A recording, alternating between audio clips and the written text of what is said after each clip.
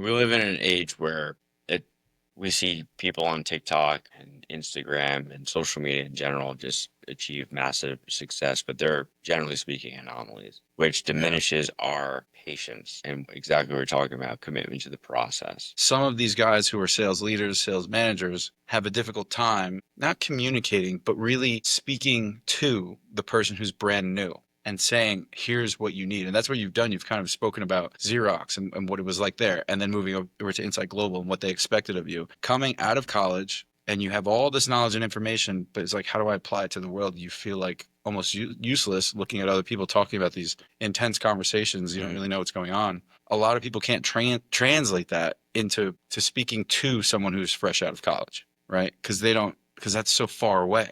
That mindset has disappeared. It's gone.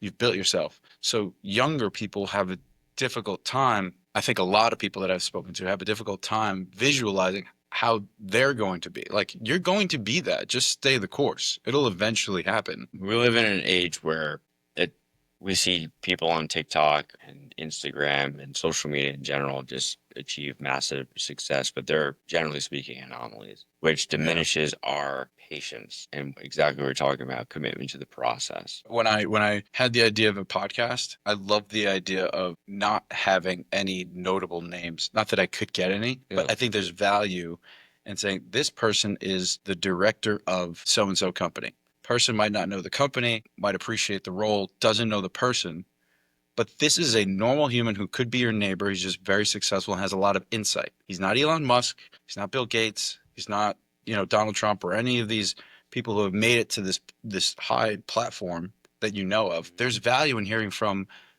someone. The common John. The common John.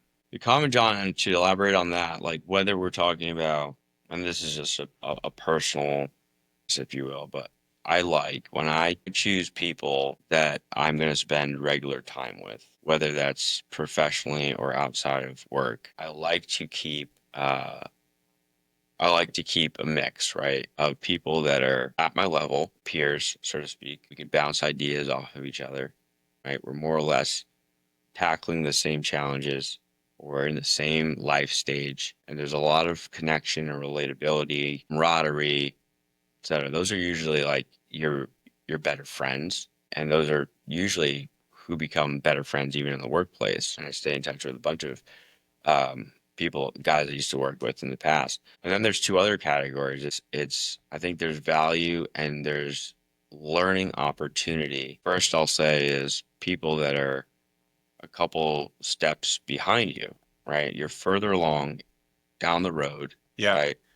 Which in essence is what you're doing here, launching, trying to help that earlier generation, people who are earlier in their professional career life to succeed, right? So there's value in, I think oftentimes people look at being a mentor, which I've done in various capacities, as like a time suck, right? But there's tremendous value in that. You do learn in a different way, I'd say, but just as much as being the mentee. The old saying is like there's no better proof of understanding something than when you're able to effectively teach somebody. Right. So there's that. And then the last one, of course, is finding people that are, a little bit further down the road from you. Who do you aspire to be like?